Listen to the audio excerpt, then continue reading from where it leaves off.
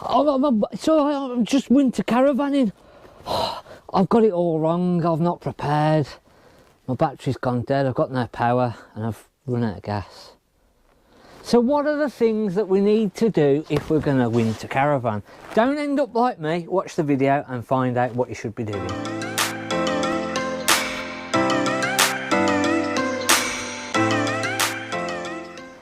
So if you don't end up like me, I've got a few little tips of using the caravan through the winter basically. And again, there's no reason that you can't do that.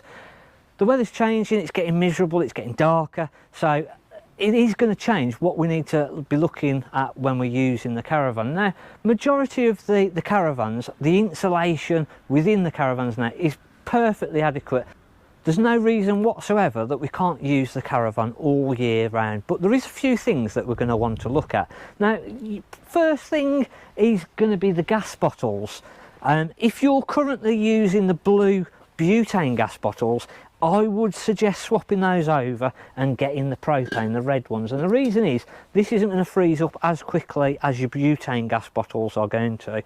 So if you do end up without electric, and again, even if you think, well, I'm going onto a site and I've got the electrics, I'm not too worried about the gas. If you get a power cut, and again through the winter power cuts can happen a little bit more often, you're going to need some sort of backup. So just make sure that you switch onto that propane gas, and that is then just going to allow you to run in colder temperatures and keep the caravan nice and toasty inside.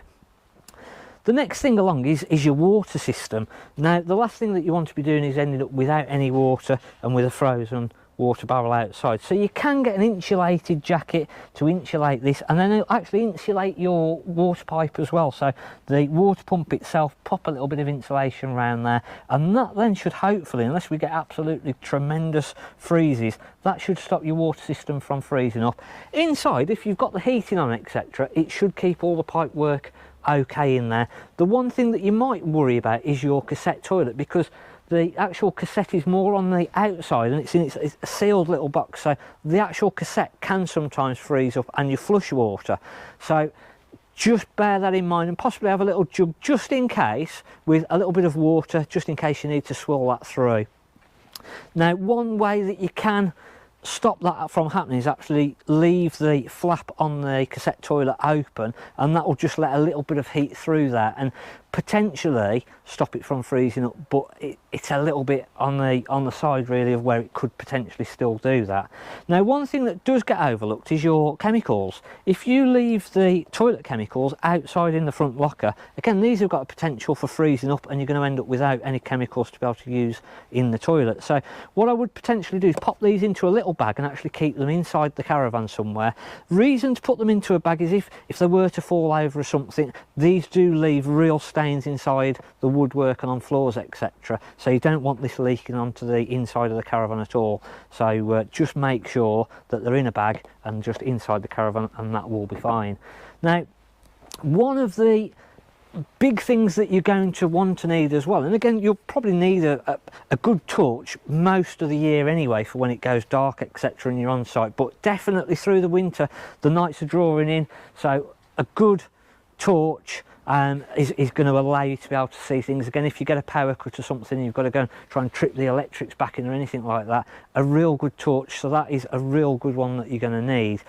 Going back onto the water freezing, again, the wastewater from the caravan has got a potential to freeze up as well. So if it's going to get really, really, really cold, it might just be worth getting some lag in and then getting all of the wastewater pipes, because again, it's going to stop the flow of water coming out of the caravan.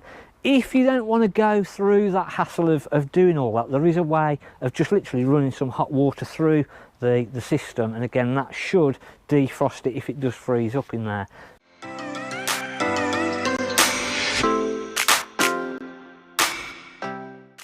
Now, inside the caravan, obviously when it's getting a bit colder outside the caravan and you've got more heat inside the caravan, there is more of a possibility of having condensation inside of the actual caravan, even on the windows, on handles, etc. So it might just be worth having a few moisture traps throughout the caravan.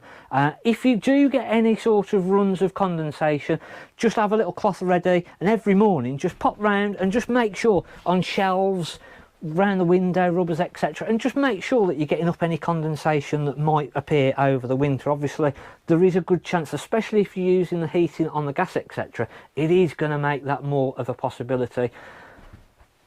Cold fittings like your tap, etc., again, this will attract the condensation, to be fair. So again, just making sure that you're going around the tap, etc., and making sure that any drips of condensation are all mopped up. And again, it's just going to look after the Caravan for you and make sure that no water seeps into anywhere that it shouldn't do.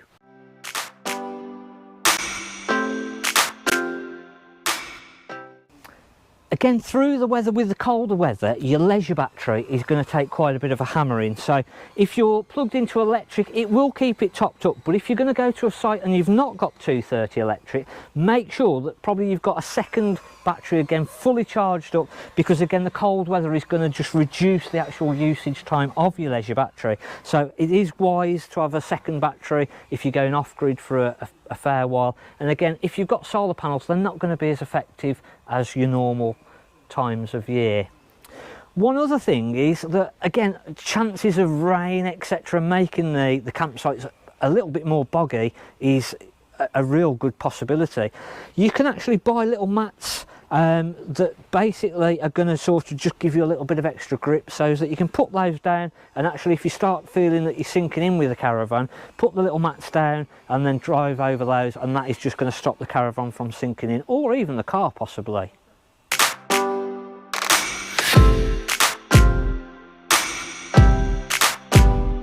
Another thing, because we're going to potentially be using more gas on the heating, etc., fridge on the gas, what have you, carbon monoxide testing.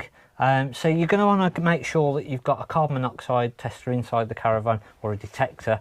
So if there is any problems with carbon monoxide, you are going to be safe throughout using with all the gas, etc. That brings us then on to fridge vents.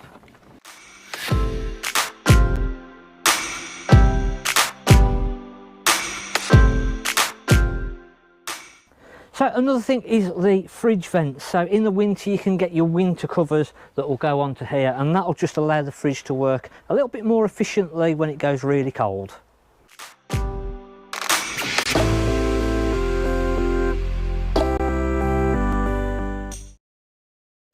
Hopefully we've given you some good tips there of using the Caravan all the way through. There's no reason whatsoever that you can't use the Caravan all year round, come sunshine, snow. There's no reason not to be able to use it. So hopefully with our tips it'll make life a little bit easier. If there's anything that we've forgotten, there probably is, let us know in the comments. Again, it's nice just to get everybody's input. If you've been caravanning for years and we've missed the trick, let us know in the comments. Thanks, I'm Mark at the Caravan Place.